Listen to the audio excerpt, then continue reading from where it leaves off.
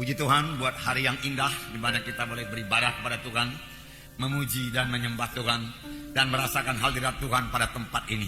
Biar segala kemuliaan bagi Tuhan saja. Biar Roh Kudus bertambah-tambah limpah di tengah-tengah kita. Saudara, masih mengenai orang Ibrani. Orang Ibrani yang sudah percaya kepada Tuhan Yesus. Tertulis dalam surat Paulus kepada orang Ibrani.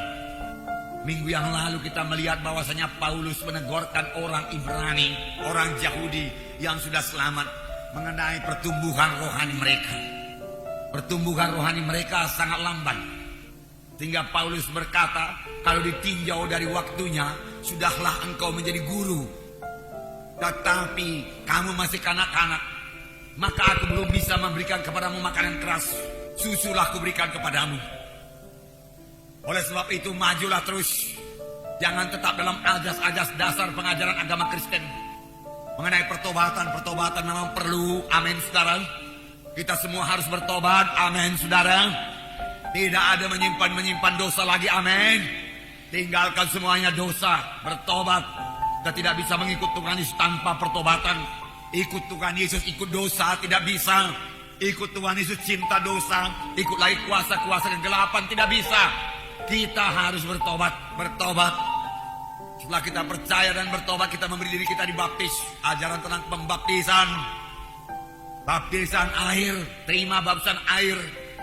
2 minggu yang lalu baptisan air kita mencapai 481 jiwa. Ini adalah pekerjaan Roh Kudus. Biar mereka semua bertumbuh dalam Tuhan. Tuhan menghendaki kita bertumbuh.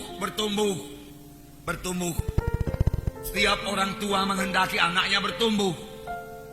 Bukannya hanya bertumbuh dalam badannya saja, tetapi bertumbuh dalam pengertiannya. Kalau seorang anak bertumbuh dalam badannya menjadi besar, tetapi pengertiannya tidak bertumbuh, maka orang tua akan sedih juga. Demikian juga dalam bidang rohani. Tuhan menghendaki semua anak-anaknya bertumbuh. Tuhan menghendaki semua anak-anaknya berbuah. Tuhan menghendaki supaya semua anak-anaknya bertambah hari, bertambah menjadi serupa dengan gambaran anaknya yang kekasih, yaitu menjadi serupa dengan gambaran Yesus. Terutama dalam karakter, dalam tingkah laku, dalam etiket, kita bertambah hari, bertambah serupa dengan Yesus. Firman Tuhan berkata dalam 1 Yohanes pasal 2 ayat 6, barang siapa yang berkata dia ada dalam Yesus, dia harus hidup sama sebagaimana Yesus hidup. Amin saudara. Yesus hidup dalam kesucian. Yesus menolak semua dosa. Dalam hidup Yesus tidak ada kompromi. Itulah sebabnya Tuhan Yesus dianiaya. Siapakah yang menganiaya? Tuhan Yesus. Saudara, yang menganiaya Tuhan Yesus adalah orang-orang Yahudi. Mengapa? Karena dia melanggar adat-adat orang Yahudi. Lalu dia menganiaya Tuhan Yesus, tapi Tuhan Yesus tidak kompromi. Walau dia menerima penderitaan, dia wajib hidup sama sebagaimana Yesus hidup suci. Tuhan juga berkata kepada kita, hendaklah kamu kudus karena aku kudus. Suci. Amin saudara. Suci dalam perkataan, suci dalam pikiran, suci dalam tindakan kita. Tidak ada yang terlibat lagi dalam acara-acara kuasa-kuasa kegelapan. Amin. Haleluya. Ini kehendak Tuhan, saudara, kehendak Tuhan. Kemudian firman Tuhan juga berkata, kamu harus memberi buah. Tuhan sudah memberikan perumpamaan pohon anggur. Setiap ranting yang tidak berbuah dikerat dan dibuang ke dalam api. Dengan kata lain, kita harus memberikan buah. Kalau sudah sampai saatnya berbuah, harus berbuah. Bertambah dewasa kemudian memberikan buah. Buah apakah itu? Saudara berkata, buah jiwa-jiwa diselamatkan melalui kesaksian kita, kemudian kita muridkan. Tiap-tiap anak-anak Tuhan adalah saksi Tuhan. Tiap-tiap anak Tuhan harus menyaksikan mengenai Tuhan Yesus. Amin. Jangan malu mengaku Tuhan Yesus. Biarlah bersaksi. Kita menyaksikan apa yang telah diperbuat Tuhan kepada kita menjadi gaya hidup kita. Tidak malu mengaku Yesus. Suka melihat jiwa-jiwa lain menerima Yesus sebagai Tuhan dan Juru Selamat. Suka melihat jiwa-jiwa selamat. Mari kita bergerak. Kemudian kita muridkan dia.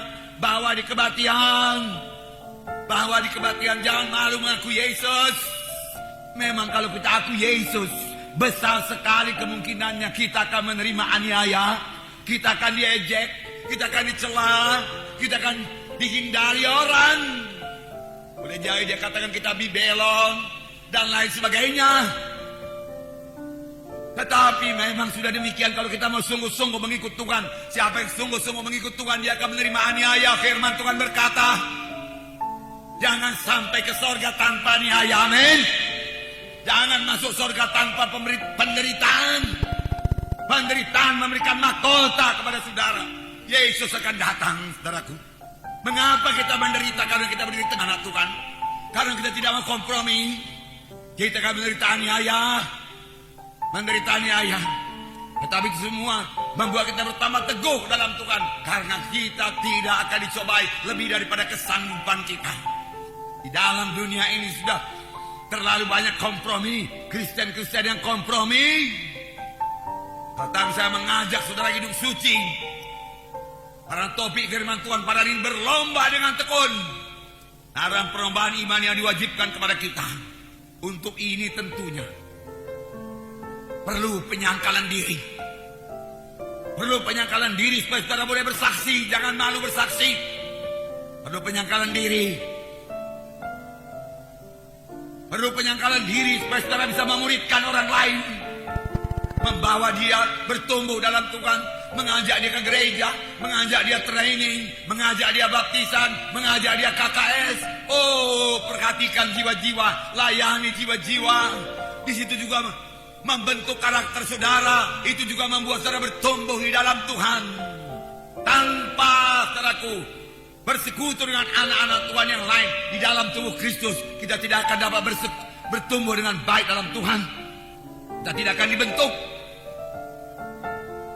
Minggu yang lalu saya katakan mengenai batu yang dipakai oleh Daud mengalahkan Goliat. Batu itu bergesekan satu sama lain bertahun-tahun lamanya. Disitulah batu itu menjadi licin dan bisa dipakai. Demikianlah waktu kita bersekutu dengan anak Tuhan satu sama lain, kita dibentuk. Karena kita tidak berjalan dalam kehendak daging, tapi berjalan dalam roh. Kita tidak membalas, kita mengampuni. Disitulah bentukan buah roh itu jadi kepada kita. Amin. Haleluya. Maukah saudara memiliki buah roh? Amin. Maukah saudara bertumbuh dalam Tuhan? Amin. Semua bertambah-tambah dewasa. Amin. Itulah dia kehendak Tuhan. Mari bertumbuh dengan cepat. Perlu penyangkalan diri dan ketekunan tiap-tiap hari. Tiap-tiap hari. Tekun tiap-tiap hari memuji, menyembah Tuhan. Tekun tiap-tiap hari berdoa. Tekun tiap-tiap hari baca firman Tuhan. Tekun. Amin. Tiap-tiap hari. Tiap-tiap hari. Apa saudaraku? Tiap-tiap hari itu kuncinya. Tiap-tiap hari. Tiap-tiap hari saudara berdoa. Nikmatilah memuji menyembah Tuhan tiap-tiap hari. Nikmati persekutuan dengan Tuhan dalam pujian penyembahan. Besarlah Engkau Tuhan, ajaiblah Engkau. Ku sembah Engkau, ku puji Engkau Tuhan. Hiduplah Engkau Tuhan, berkuasalah Engkau Tuhan. Di atas tahta. Di atas tahta. Tapi Engkau memperhatikan hamba-Mu ini Tuhan. Ku datang di hadirat-Mu Tuhan, untuk membesarkan, memuliakan Dikau Tuhan. Aku bersyukur buat keagungan-Mu, kemuliaan-Mu, kasih dan kuasa-Mu. Haleluya bagimu di tempat yang maha tinggi. Nggak usah minta-minta. Amin. Itu memuji Tuhan, menyembah Tuhan. Ku sembah Kau di tempat yang maha tinggi. Bersama malaikat di sorga, di tengah sayap kerubium, ku sembah Kau Tuhan. Tiap-tiap hari. Karena penyembahan itu membuat saudara bertambah hari, bertambah sama seperti Yesus. Dan firman Tuhan berkata, Tuhan bertahta dan puji-pujian anak-anaknya. Amin. Tuhan hadir dalam penyembahan saudara. Kemudian saudara boleh minta berdoa. Mintalah maka akan diberikan kepadamu. Tiap-tiap hari. Baca ayat tiap-tiap hari. Ambil 2 ayat 1 hari. 2 ayat 1 hari. 2 ayat 1 hari. Hafal. Akan mengubahkan hidup saudara. Ketekunan, penyangkalan diri, meninggalkan semua kehendak daging dan mulai berjalan dalam roh. Tinggalkan percabulan, kecemaran, hawa nafsu. Percabulan, kecemaran, hawa nafsu, pikiran kotor itu yang lalu tinggalkan. Saudara boleh membunuhnya dengan Roh Kudus, mematikannya dengan Roh Kudus yang di dalam saudara. Amin. Haleluya. Penyembahan berhala, sihir, perseteruan.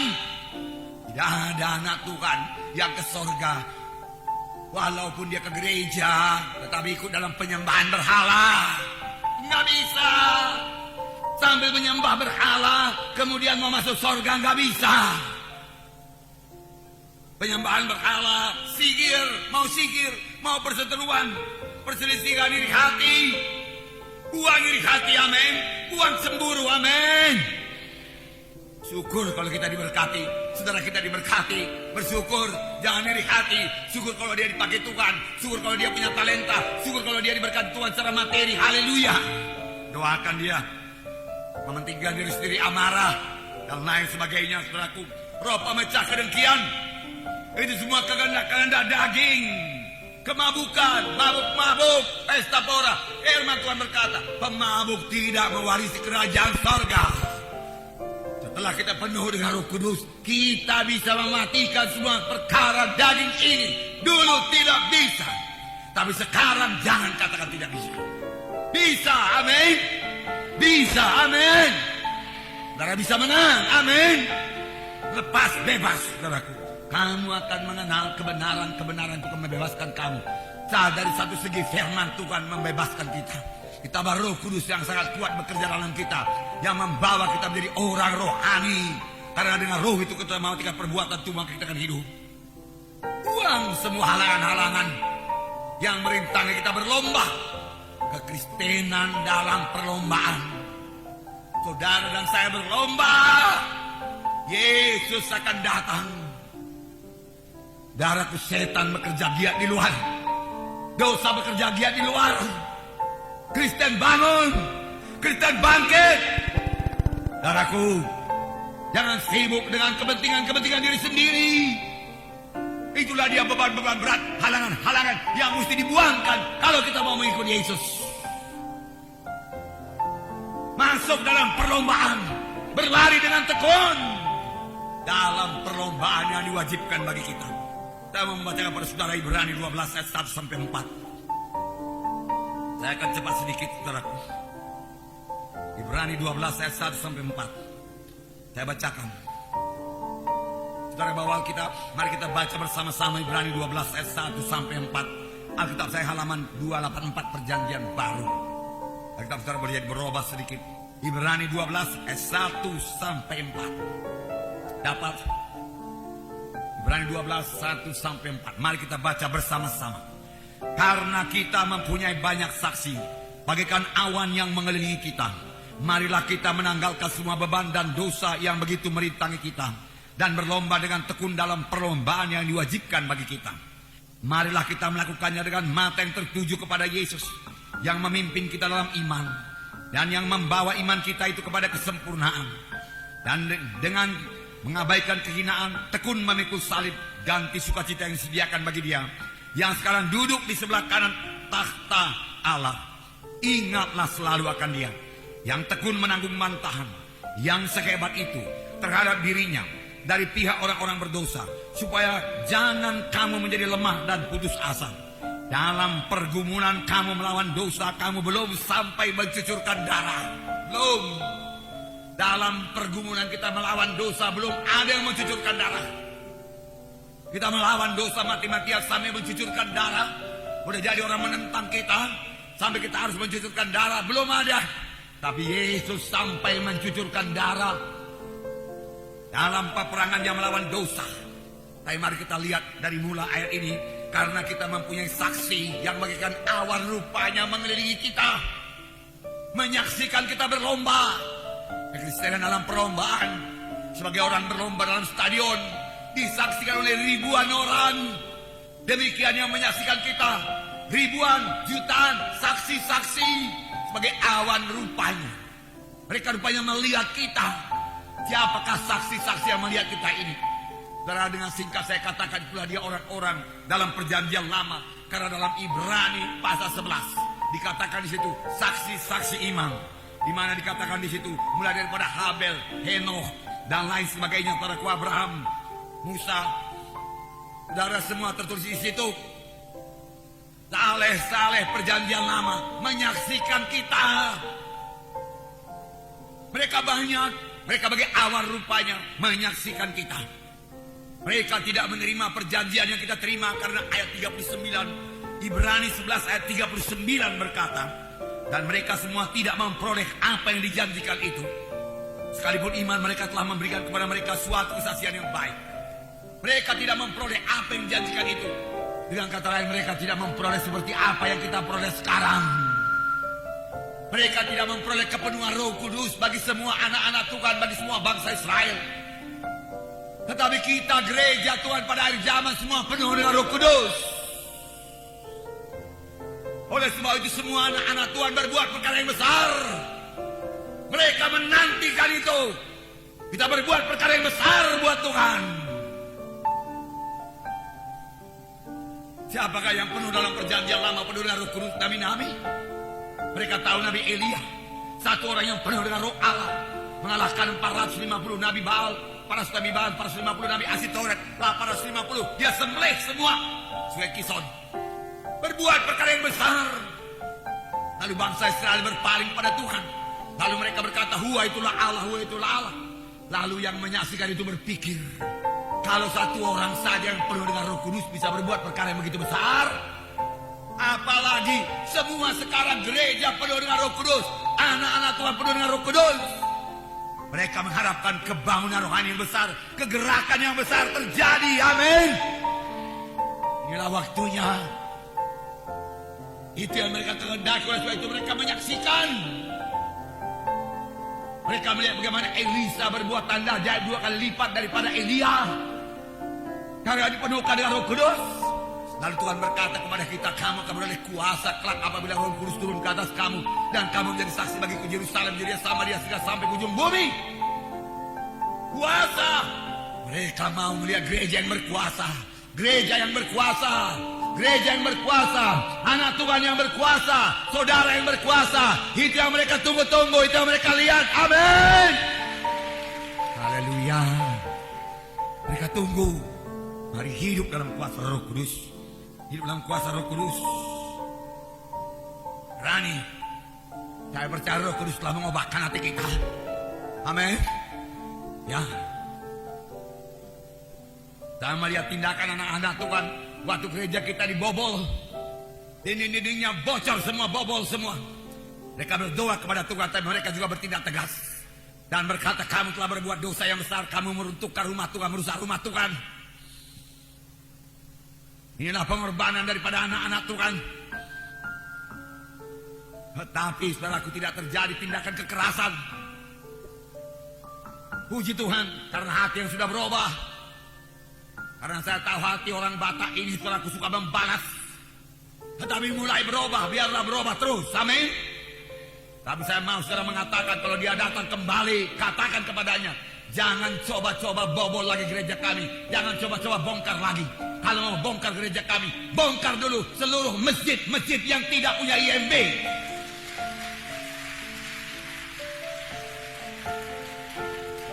Baru adil. Karena gereja kita sudah dibongkar sekali. Amin saudara. Rumah-rumah yang tidak punya IMB, bongkar dulu. Ini kamu sudah bongkar, kami sudah perbaiki. Jangan bongkar lagi. Nanti kamu berdosa. Kamu tidak adil, kamu tidak benar. Kalau memang mau adil, mau benar, bongkar dulu semua rumah ibadah, semua masjid-masjid yang tidak punya IMB. Amin.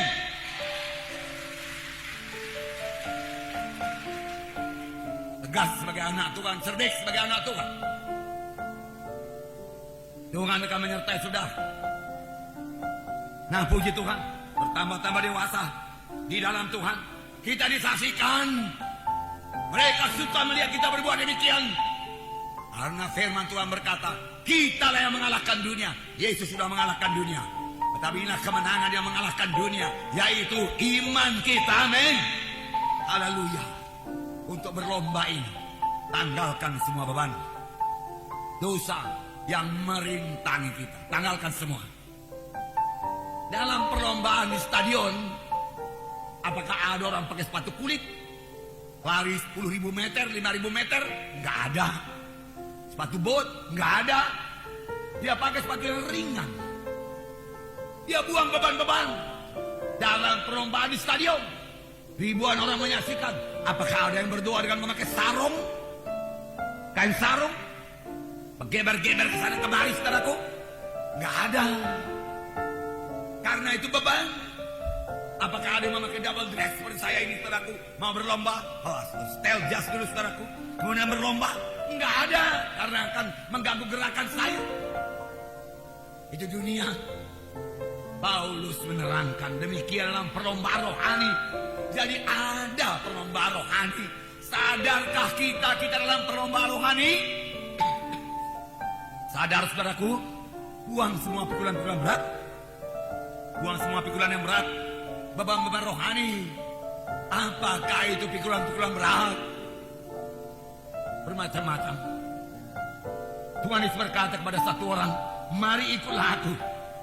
Orang itu berkata, aku baru membeli ladang, aku mau pergi melihatnya dulu. Beban berat, halangan. Mari ikut aku, Tuhan berkata kepada seorang lagi. Aku baru membeli lembu. Aku mau memeriksanya dulu. Gagal. Yang satu lagi, ikutlah aku. Aku mau menguburkan bapakku lebih dahulu. Tuhan Yesus berkata, biarlah orang mati menguburkan orang yang mati. Kamu ikut aku. Sudah mati, kamu tidak bisa berbuat apa-apa lagi. Kamu kuburkan bagaimanapun baik kuburannya, bagaimanapun tinggi kuburannya, bagaimanapun tugu kuburannya. Kalau memang ke neraka juga. Amin. Dan bagaimanapun baiknya dibuat kuburan itu, orang tua yang sudah mati itu tidak akan bisa memberkati kita. Betul. Walaupun sekarang ini masih banyak juga orang-orang Kristen minta berkat dari orang-orang tuanya yang sudah mati.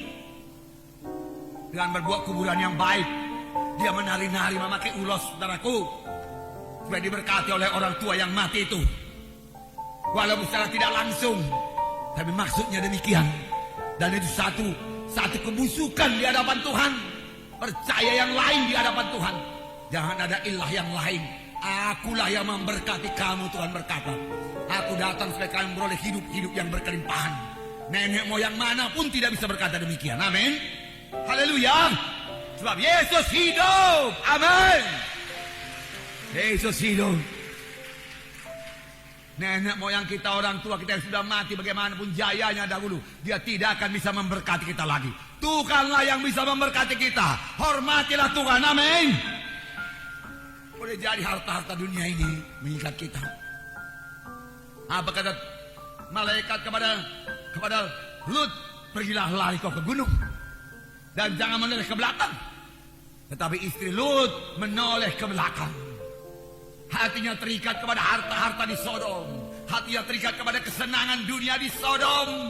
Hatinya terikat kepada kesenangan daging di Sodom. Dia tidak mau berlari. Dia memandang ke belakang.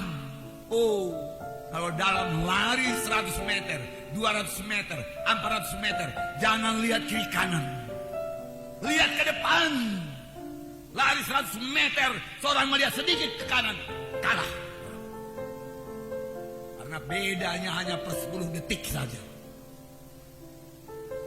Oleh sebab itu pandang kepada Yesus, dikatakan. Ini istri Lot. Lut bukannya menoleh ke kiri kanan, dia menoleh ke belakang. Lobak menjadi tiang garam. Gagal. Seorang muda yang kaya berkata, Tuhan, aku mau mengikut engkau. Tuhan Yesus berkata, juallah hartamu, berikan kepada orang miskin, lalu ikut aku. Dia tidak berani. Darah beban, terikat harta,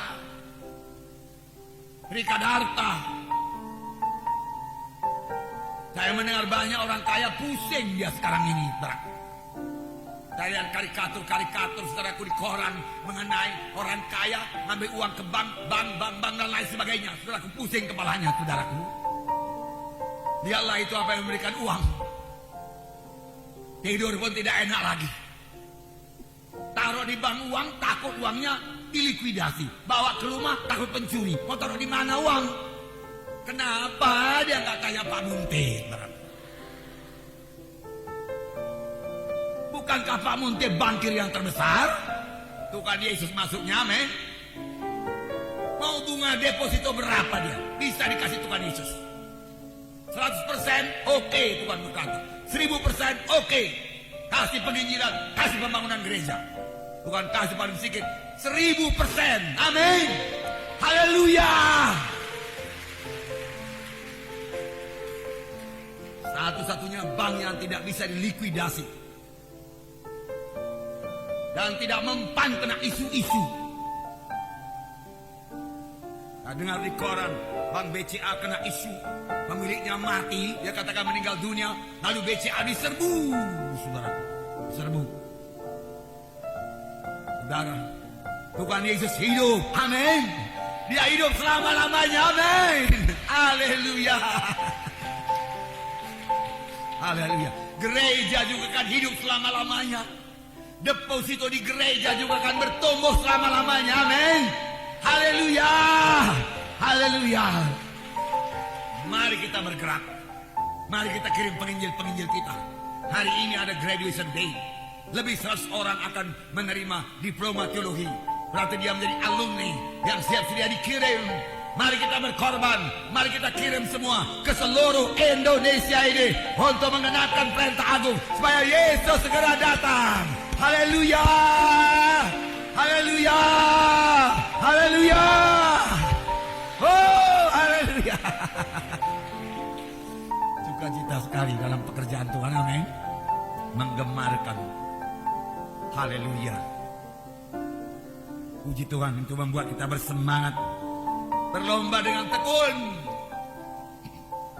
Bukan satu hari berlomba, besok nggak berlomba. Saya kata-kata di tiap-tiap hari. Tiap-tiap hari. Tiap-tiap hari menyembah Tuhan, alangkah indahnya. Saya yakin kalau saudara tiap-tiap hari menyembah Tuhan, jamnya teratur, maka pada jam yang tertentu itu Roh Kudus sudah menunggu saudara, siap sedia membantu saudara. Roh Kudus memimpinkan penyembahan saudara, bersekutu dengan Tuhan. Tiap-tiap hari baca Alkitab, Roh Kudus siap sedia mengajari saudara. Oh, haleluya. Haleluya. Janganlah firman itu menjauh dari matamu, simpan di lubuk hatimu.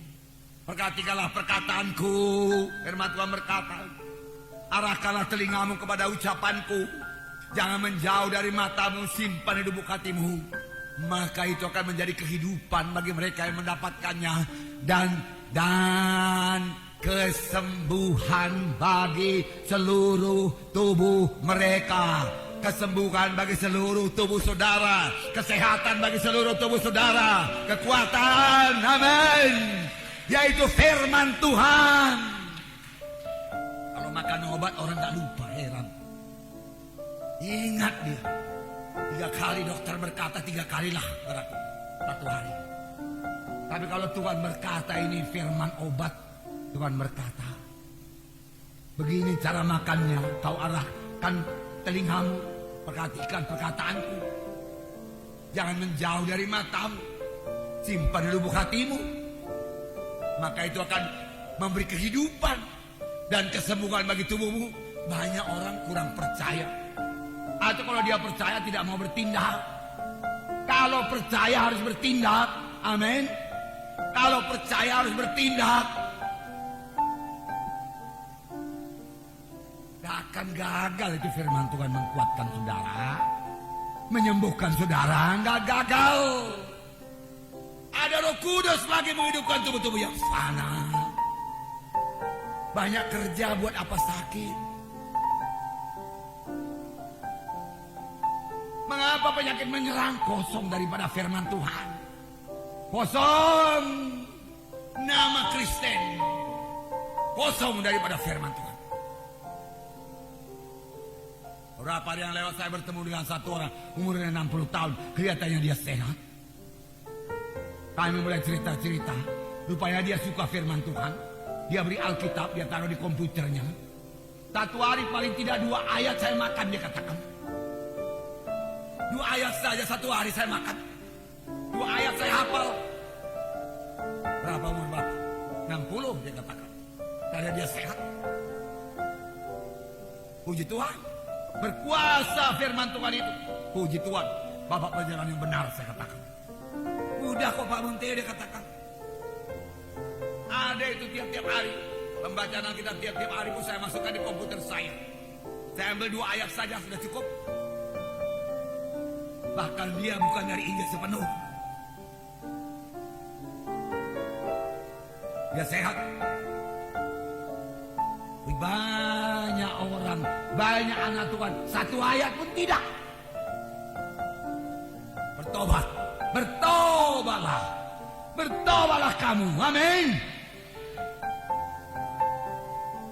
Ya. Karena itu kan mempengaruhi tubuh kita. Saya bisa bicara firman Tuhan karena firman Tuhan saya taruh di hati saya. Sampai sekarang saya masih baca koran. Dan saya percaya rata-rata orang Kristen baca koran. Tapi tidak rata-rata baca Alkitab. Kalau koran, entahkah iklannya lah, entahkah topik utamanya lah, dibacanya itu tiap hari.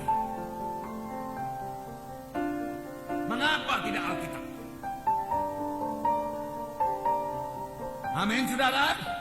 Baca Alkitab, amin. Baca Alkitab, tekun, tekun. Tekun. Tekun beriman. Sampai yang kita imankan itu jadi. Kita berjalan dengan iman bukan dengan penglihatan. Sama sebagaimana imanmu jadi padamu, tekun. Jangan karena, saudara, dahulu saya minta mobil sama Tuhan. Saya beriman kira-kira 2 tahun. Dikasih Tuhan mobilnya. Tambah hari iman bertambah kuat, bertambah hari iman bertambah kuat. Dan Tuhan berikan, amin. Bertekun dalam iman, bertekun. Bertekun dalam melayani, bertekun dalam persekutuan dengan tubuh Kristus. Laksanakan dengan tekun tiap-tiap hari, tidak mundur. Ingatlah akan Yesus, pandanglah kepada Yesus, menerima bantahan, menerima halangan, menerima gangguan. Namun Yesus tekun. Dalam perlombaan itu kita juga harus tekun. Tekun. Saya percaya perlombaan kekristenan adalah perlombaan, saudaraku, jarak jauh, maraton, 40 km. Perlu tenaga, perlu ketekunan, saudara, perlu kesungguhan hati, perlu penyakalan diri.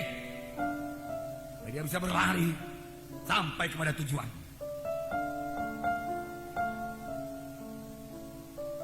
Tekun dalam bertumbuh. Matius 10 ayat 22. Saya membacakan pada saudara. Matius 10 ayat 22. Ayat 22. Dan kamu akan dibenci semua orang karena namaku, tapi orang yang bertahan sampai kepada kesudahannya akan selamat. Mengapa sampai dibenci? Padahal kita mengasihi mereka. Mengapa Yesus dibenci? Padahal Yesus mengasihi mereka. Mengapa kamu akan dibenci? Pada akhir zaman kebencian akan bertambah-tambah. Mengapa dibenci? Karena kita dengarkan.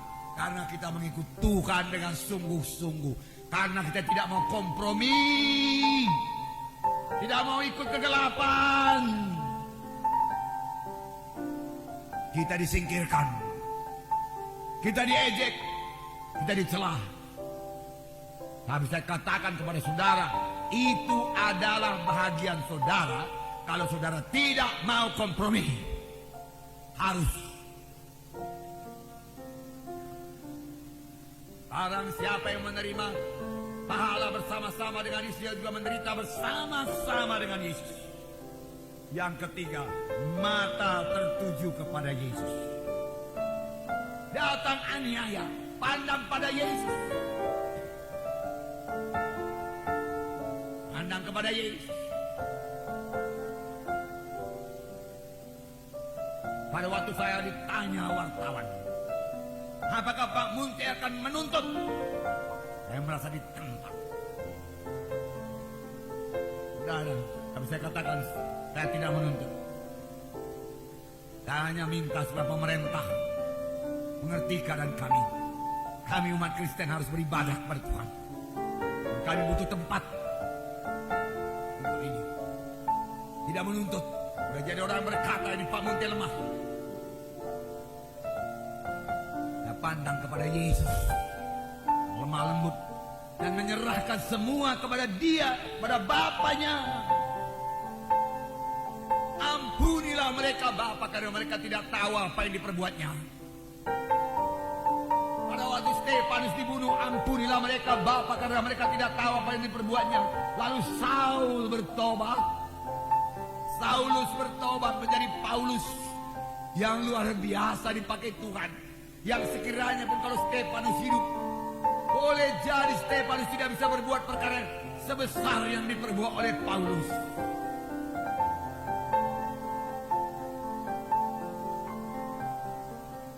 Pandang kepada sengsara Yesus, sangat menderita. Mulai dari Getsemani, direndahkan, diginakan, tekun memikul salib.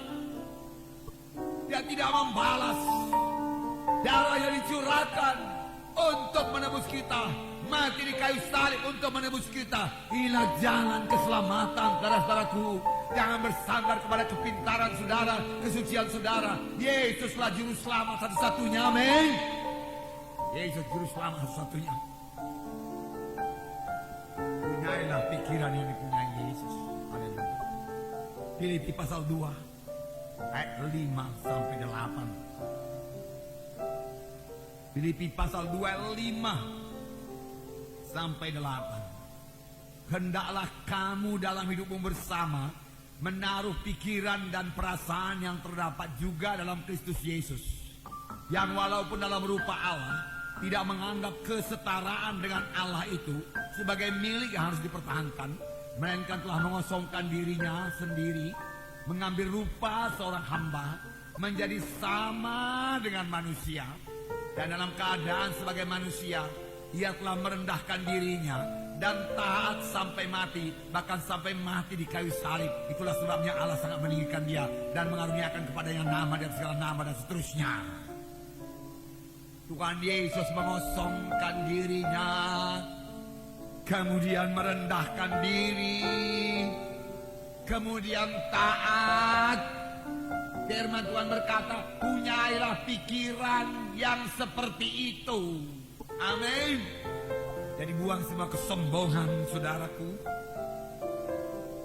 Selalu memiliki roh yang rendah hati dan taat dan patuh kepada Tuhan. Patuh kepada Tuhan berarti berjalan dalam kesucian dan tidak kompromi kepada dosa. Betulkah itu, saudara? Itu artinya taat. Tidak kompromi akan membawa kepada aniaya, disingkirkan. Tapi itu sudah bahagian kita, dan kita akan menderita. Tapi supaya saudara menang dalam penderitaan ini, pandanglah kepada Yesus. Mata tertuju kepada Yesus. Tolaklah acara kegelapan, terlebih kita dalam suku Batak ini. Bangunlah, bangkitlah. Supaya berkat Tuhan yang sepenuhnya jadi kepada saudara. Bebaslah, saudaraku,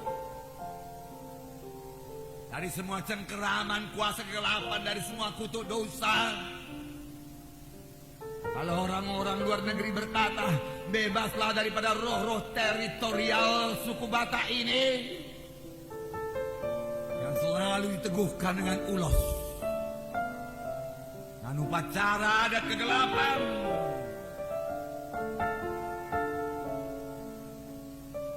Segala upacara adat kegelapan kita tolak.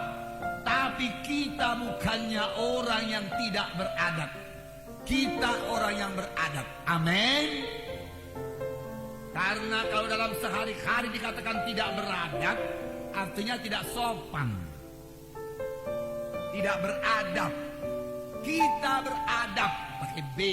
Kita juga beradab dalam pengertian kita hidup sopan santun, yang sekarang ini bisa kita laksanakan karena Roh Kudus ada dalam kita. Hati kita dibaharui sehingga tidak mementingkan diri kita sendiri, dan kita bisa mengasihi orang lain. Segala adat yang tidak bertentangan dengan firman Tuhan, saudaraku, kita ikut. Jangan katakan kita tidak beradab. Kita beradab. Amin. Orang saudara, misalnya marga. Kita punya marga, saya punya marga, saudara punya marga.